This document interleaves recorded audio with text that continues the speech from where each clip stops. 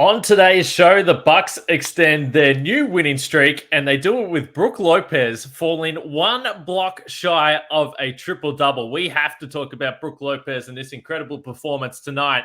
That's the positive. Perhaps the concerning part was the Bucks nearly did blow this game against the Nets, against a G League team, and one superstar, Patty Mills. But we're going to break down everything that went down between the Bucks and the Nets.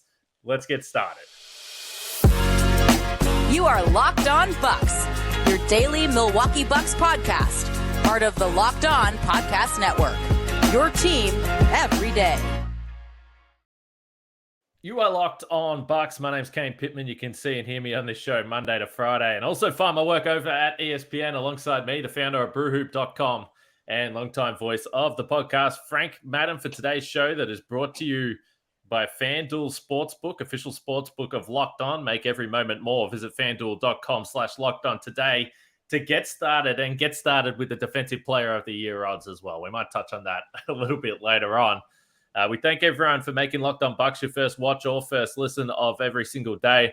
We appreciate the support. We appreciate you guys really seemingly enjoying listening to me and Frank talk about this Milwaukee Bucks basketball team on a daily basis. But drop a like, a comment, subscribe, follow, all that kind of stuff. It's free to do, and it really does help us, and we absolutely appreciate the interaction and the thoughts and comments about this Milwaukee Bucks team, Frank, that are now 30 games over 500.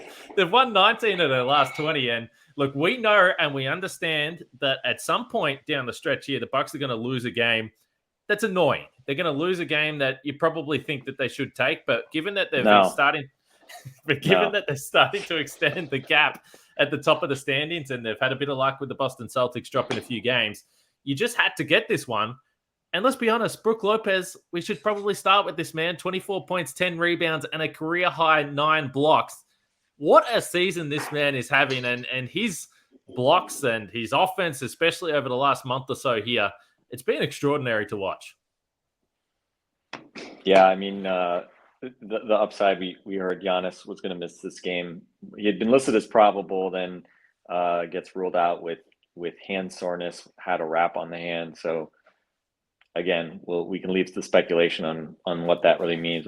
I still feel like he's probably playing on Saturday night against Golden State. Feels like they kind of figured they could steal stack a couple off, a couple rest days here with these last couple games. But with Giannis out, I mean, this is the upside, right? And we talk about the depth, of this team, and the fact that like they're pretty stacked in ways that they haven't been in recent years, in terms of their ability to again play the next man up game. And there's no replacing Giannis Antetokounmpo, but with Brook and Bobby Portis tonight, we saw those guys can get the job done, especially against a team like Brooklyn, which was in this, had a very weird night in the sense that they were already missing a number of guys. No Spencer Dinwiddie, no Nick Claxton, no Cam Johnson, among others. And then basically after the Nets got up to a 13-5 start, the Bucks going a 19-0 run, raining threes all of the first half. They were 14 out of 32 from three in the first half. Nets were just 5 out of 18. And I guess there was some discussion about possibly resting Mikal Bridges anyway. And then basically Jacques Vaughn, to start the second half, says like, let's just let the young guys run this one. And did we hear, I believe they had 98 bench points, which is a little bit of an asterisk considering that he just basically stopped playing his starters halfway through the game. But thankfully, Bobby was huge in the first half. And then I thought it was critical down the stretch because the Bucks realized, oh, by the way, they're putting Yuta Watanabe or, some other wing on him, and Bobby can go to work in the post against guys like that. And Bobby's also, I think, just generally like, we saw a fair bit of zone from the Nets tonight. That was one of the ways they kind of got them back into it defensively. And Bobby's, I think, just really useful against zones because if you can get him a catch around the foul line, he's got that great in-between game. And, so Bobby, I think, offensively was terrific tonight. Did a lot of that damage in the first half. What do you have? Finished with 26. I think about 18, 19 of those came in the first half, but popped back up again late for some crucial buckets. But as you said, I mean, Brook Lopez, in many ways is like continues to be kind of the story of the season for me, right? I mean, there's obviously this team has had a number of different, guys step up in different ways. You start with Giannis, the MVP candidate, and what he does. Obviously, Drew Holiday, the All-Star season, such a crucial kind of foundational piece night to night. The consistency that Drew has brought, pretty subdued tonight, just didn't take many shots tonight. But Brook Lopez, again, the two-way impact was just incredible. The 9 blocks, including a couple very big ones late, and basically the game sealing block for his 9th was awesome. Got that 10th rebound right on the last play that the Nets had. And it seemed like Giannis was joking with him immediately as he came off the floor. I don't know if there was some, 10th rebound at the end of the game joking going on there, given Giannis's fake 10th rebound last Sunday in Washington. But he was obviously just, huge on both ends. And I mean, it's just remarkable. We've kind of run out of, sort of praise and superlatives for what Brook has done this year. But hopefully, again, I mean, he's, I'm sure people sometimes feel torn trying to figure out who's the Bucks' best defensive player. They've got 3 guys that all could potentially make first team all defense. For me, I think Brook is still the story defensively, just the rim protection, the consistency that he's provided from a defensive standpoint, just dominating the paint and getting the Bucks back to what they have been in the past. And then on top of that, I think, we talk about the change in philosophy from a defensive standpoint, not helping off 3-point shooters as much this year, and how that's been so crucial to turning the Bucks back into that number 1 type defense that they were in the first couple of years of the Bud era. And again, 3-point defense, you say, oh, well, that's, perimeter guys doing their job. Well, no, but you can't do that unless you can trust Brook Lopez and Giannis to protect the rim and be guys that you can leave on an island and basically funnel guys to them and say, all right, Brook, go seal off the rim for us and keep the ball in play, and we'll get running the other way off of the amazing work that you do at the rim. So yeah, I mean, again, just from a regular season standpoint, it's you've got a lot of competition for best storylines in a year when the Bucks have obviously had a tremendous regular season so far. Knock on wood, they stay healthy and kind of keep this going. And again, what do they have left? 16 games left. I mean, three losses up in the standings on Brooklyn with only 16 games left, and you've got this kind of tough road trip coming up, and then you do have one more game against Boston at home. Again, just kind of hold serve here, and if you can win that game against Boston, obviously you will definitely be in the driver's seat for the number 1 overall seed. And just the luxury that Bud and the Bucks have is that they can rest somebody like Giannis, who's absolutely incredible. And tonight, not the same convincing performance we saw on Tuesday in Orlando for sure. Khris Middleton really struggled offensively, at least from a shooting perspective. But this is the upside. You've got a bunch of guys that can make shots, and obviously the shooting dried up a fair bit in the second half, but no shortage of complimentary guys stepping up and making shots, whether it was Bobby, Brook, Grayson Allen, 19 points. Grayson Allen, again, I think you said it the other day, Kane, thank God they didn't have to give up Grayson Allen in the Jay Crowder trade. That was a big win on the margins from a roster construction standpoint. And who knows what we'll get from Grayson in the playoffs, but he's just sort of continued to make plays and hit shots and be a guy that, again, you feel good about playing in crucial minutes. Yeah, he was pretty good tonight, as you pointed to the 19 points there. He also had 7 rebounds, a couple assists, and one very aggressive butt tap to Cam Thomas after he copped an elbow right to the jaw. He was very aggressive. When he turned around walking towards Cam Thomas, I didn't know what he was going to do, but then he just settled for the butt tap, which was pretty aggressive stuff, but there's worse things that he could have done. So I thought Grayson Allen handled that pretty well. And then I think he went down the other end of the floor and knocked down a 3, or at least put a shot up as well. So Grayson has been great. I have got something else that I want to ask you about Brook Lopez, though, and we can get into more stuff from this game, individual performances, and then probably, as we are at the end of the week, look at this road trip. Pretty serious stuff with the Warriors, the Suns, the Kings coming up. So we've got some fun basketball to look ahead to as well. But this episode, is brought to you by BetterHelp. And as we know, Getting to know yourself can be a lifelong process, especially because we're always growing and changing as well. Therapy is all about deepening your self-awareness and understanding, because sometimes we don't know what we want or why we react the way we do until we talk through things. That's certainly the case for me. Sometimes I don't know what I'm thinking or what I'm doing. So BetterHelp has been, it can be very, very helpful. And BetterHelp connects you with a licensed therapist who can take you on that journey of self-discovery from wherever you are in life. If you're thinking of starting therapy, give BetterHelp a try. It's entirely online, designed to be convenient, flexible, and suited to your schedule. So just fill out a brief questionnaire to get matched with a licensed therapist and switch therapists anytime for no additional charge. Discover your potential with BetterHelp. Visit betterhelp.com/LockedOnNBA today to get 10% off your first month. That's BetterHelp, HELP.com/LockedOnNBA.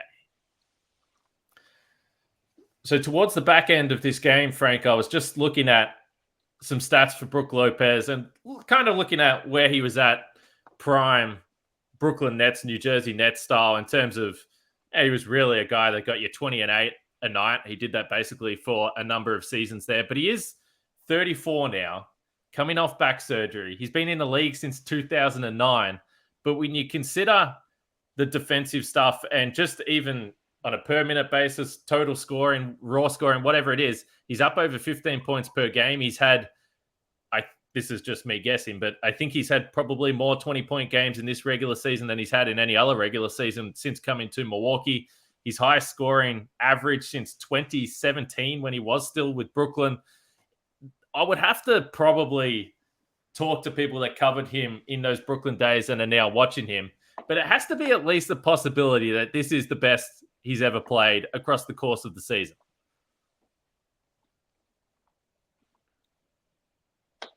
Sorry, I was just getting a message. Sorry, who? Okay, who did you say was having the best he's played across the season?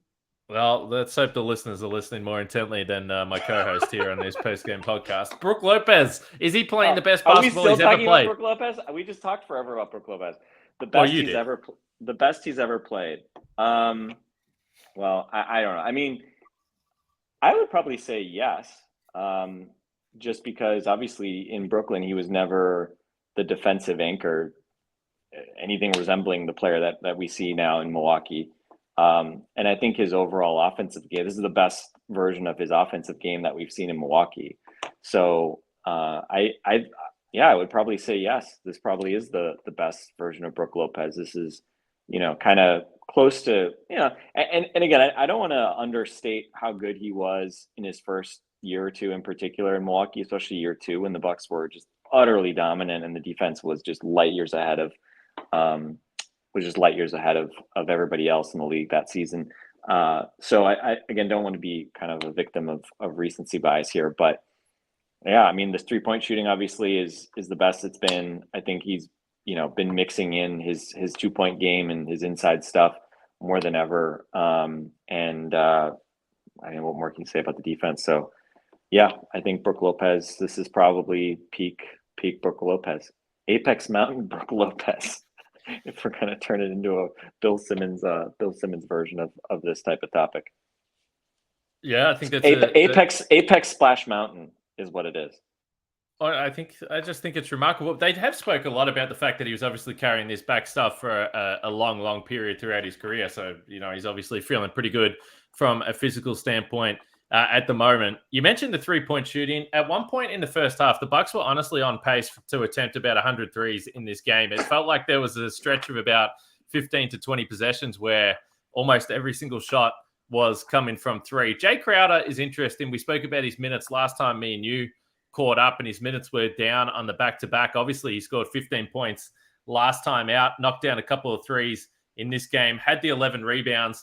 Defensively, have you seen anything? And it's tough tonight because you're playing a team that is made up of guys that haven't played a lot of basketball, but he defends in a different way. And I think even tonight, he had some impactful strips. He just gets his body in the way. He's obviously got strong hands. We keep talking about the depth of this team, but it's going to be fascinating when everyone is back there, how they manage the minutes. But as Jay Crowder, we have to remember he's still in a ramp-up period. Have you seen anything in these last couple of games where he has played a little bit more that stands out to you with Jay Crowder?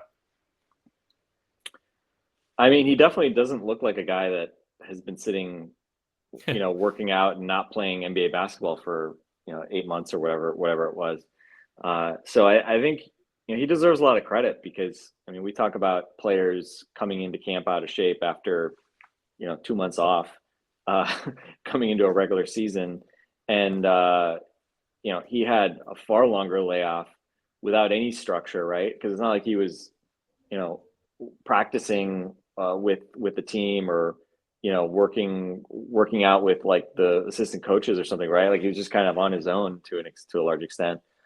So for him to kind of stay in shape, stay ready, obviously he's not being thrown in and being asked to play 30 minutes every night, but I think he's really just kind of blended in well. And I don't know, it's still just so bizarre to me, the circumstances around how things fell apart in Phoenix. And I think he alluded to some degree of obviously misunderstanding with Monty Williams, which I know we've talked about it kind of offline.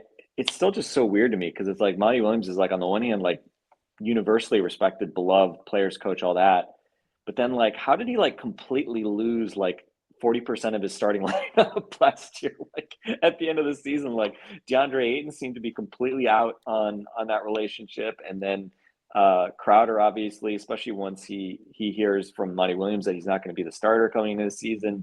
Obviously he wanted to come to Milwaukee where he wasn't going to start. So it's not like that was the be all end all for him. So just weird stuff in Phoenix, right? They were like, I don't know if any teams ever had as bad of vibes at a media day as the Suns had at their last media day when obviously Crowder wasn't there. But just just very weird, obviously playoff exit and summer for the Phoenix Suns.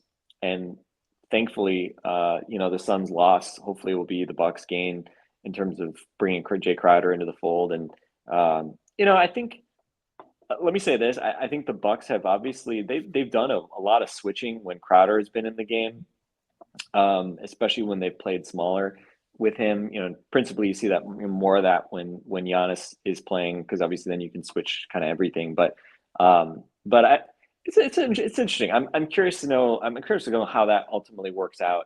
At the highest levels in the playoffs. I don't think he's a guy that can really defend effectively 1v1 against like primary ball handlers. Like let's just say this. I don't want him being switched on to James Harden. Certainly not a super fast guy like Tyrese Maxey, but I don't know if anybody can keep up with Tyrese Maxey. But I think there's limitations probably to his switchability, which I think we'll see how big of a deal that is in the playoffs. But overall, the kind of ruggedness, the savvy, that's obviously just a very important skill set to have in the playoffs. I think certainly against a team like Boston, his size and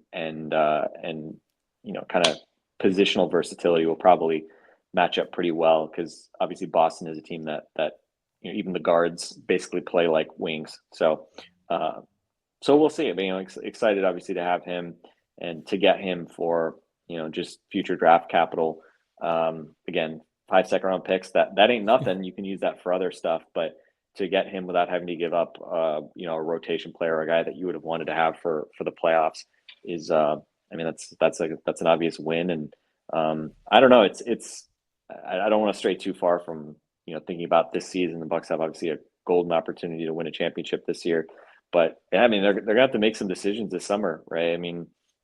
Khris, the player option, that's looking, I don't know what direction that is going to go, right? Because certainly $40 million seems like a lot for kind of Khris Middleton that we haven't seen kind of fully ramped up and who's been inconsistent. Looks great on Tuesday. Tonight, just missing shots left and right. Did have 7 assists and 2 turnovers, although one of those turnovers, I thought that, it's kind of funny, right? Like I think sometimes people, over-index on missed shots and kind of overlook kind of other stuff that guys do, and especially with Khris, obviously offensively, obviously his playmaking, is a kind of very big part of his game. But he had that one pass late in the last minutes where he just like whipped the ball to the middle of the court when there was like no opening to do it. And it was a turnover. I was like, oh man, Khris, not the time for one of these adventurous passes. You also saw the flip side of that. He had a touchdown pass to Bobby Portis earlier in the game, and obviously his passing is one of his huge kind of positives, and we saw that especially in the Tuesday game when he had those 11 assists. And just, I wasn't on the post game pod, but just the chemistry with Brook, was just on full display. Like the passing clinic he put on there was just something to watch. But unfortunately tonight, just kind of hit an early three, but kind of just wasn't getting many shots. Didn't really shoot much at all in the first half, and then in the second half, felt like he was kind of like, all right, kind of got this game in hand. I'm gonna try to get to my spots, get some shots up, but just never found much of a rhythm. And obviously he takes a lot of shots where they're hard for NBA players, but Khris Middleton tends to make a lot of those kind of mid-range tough types of shots, and it just wasn't happening for him today. Did have one kind of important bucket late driving to the basket, but then had that turnover, had a couple other misses. So it was a weird situation where I actually was like, man, I hope Khris doesn't have the ball in his hands in the last couple minutes, which is not a feeling I normally have, right? We've seen what he can do late in the game, his passing, decision making, obviously his ability to hit shots at all three levels. But yeah, definitely not a night to write home about for Khris. But you get through it. He's right out almost 30 minutes again. So just from a ramp up perspective, obviously good to see that continue to happen. But again, obviously the shot making, that's what makes Khris Middleton special. And the 3-point shooting really has not been there at all since he's returned, which is a bit odd. But strangely enough, the 2-point shooting, the free throws, the free throw rate, like that's been there. So that's kind of it's kind of a weird situation where some of the things that you might think he wouldn't have because he wouldn't be as in shape or his athleticism may not be back yet. Those things have been there, but then the kind of rhythm on the 3-point shot just has not. So hopefully that comes. I'm gonna bet that Khris Middleton is not going to shoot 28-29% for an extended period. But certainly tonight felt like he dodged a little bit of a bullet with Khris having a very off night shooting, like a playoff Drew Holiday-esque shooting performance, 5 out of 19, which we're not used to seeing from Khris. So yeah, but you banked a win. Now hopefully you get a better version of Khris here on this road trip because you're gonna have some tougher opponents. All right, let's head into the weekend by looking at that road trip with a stand-ins check-in as the game ends tonight and the Bucks pick up that win and improve to 48-18. But first, let's talk about our friends at FanDuel because the runway to the postseason is absolutely here, and now is the perfect time to download FanDuel, America's #1 sportsbook, because new customers get a no-sweat first bet up to $1,000. That's bonus bets back. If your first bet doesn't win, just download the FanDuel Sportsbook app. It's safe, secure, and super easy to use. Then you can bet on everything from the money line to point scorers and threes drained, and even potentially defensive player of the year. And as I look at it right now, Brook Lopez is equal favorite, and they are just going by the odds. They are the only two that can win this. Brook Lopez and Jaren Jackson Jr. both plus 115.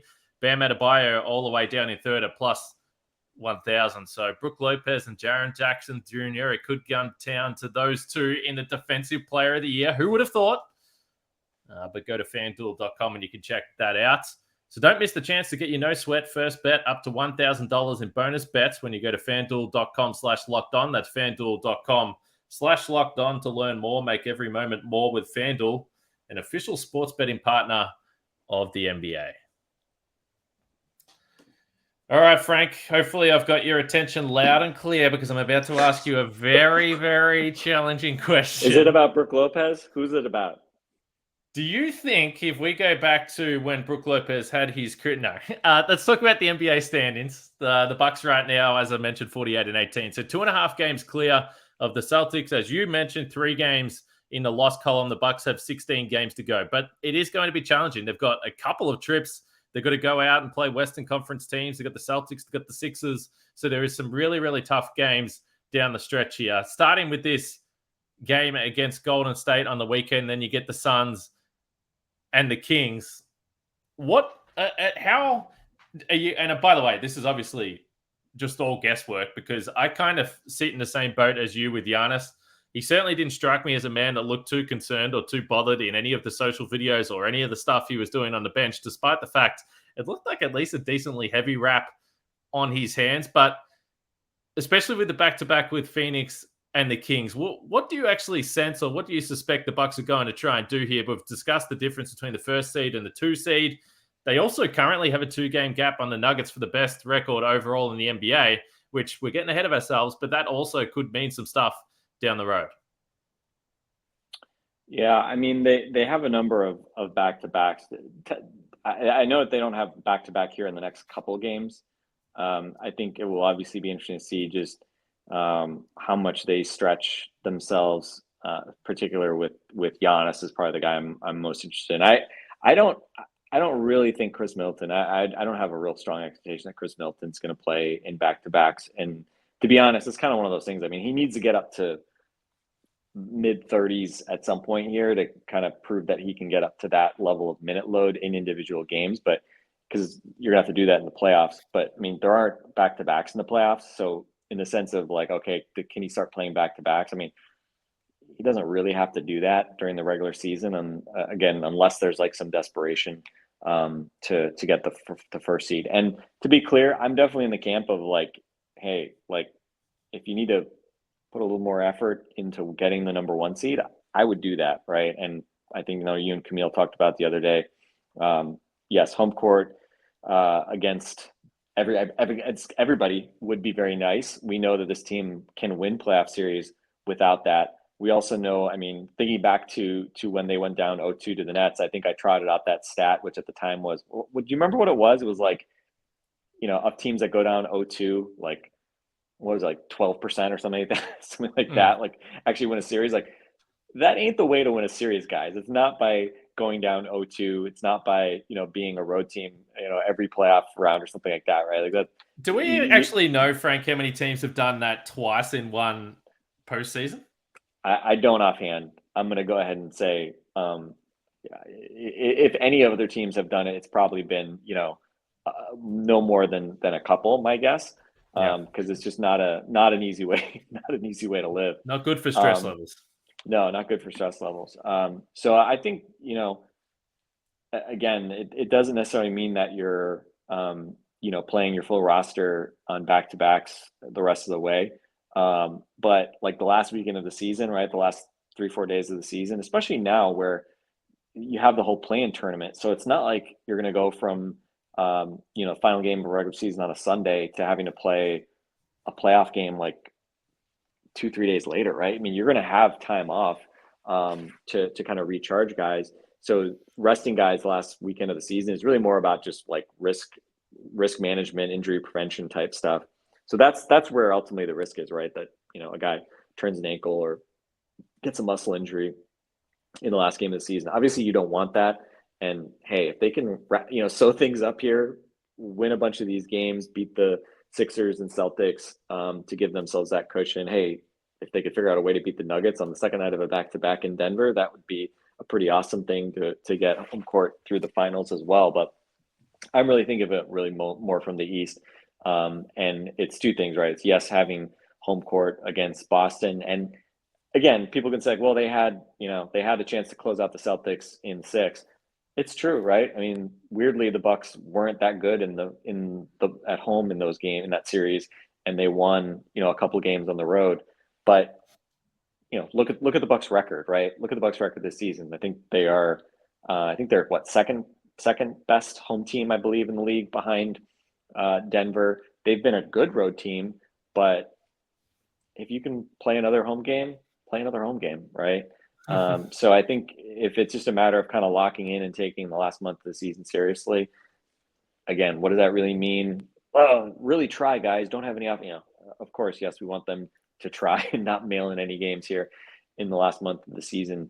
But I think really the big difference compared to previous years is that I think, with the exception of really probably the first 2 years, I do think this is definitely the deepest of the last 3 seasons in terms of how deep the team is, and just the fact that they can afford to, sit a Khris Middleton, because again, Joe Ingles is not Khris Middleton, but he does some of the playmaking and 3-point shooting that you typically don't get from a small forward.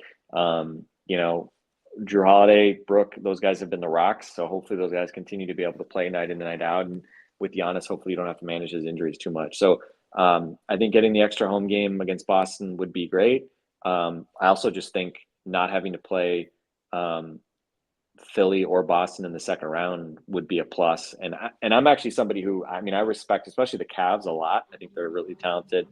You know, I don't know if they, again, I'm not going to sit here and tell you that I think they're better than Philly or Boston or anything like that. But is there a scenario where I think they could beat the Bucks in a playoff series?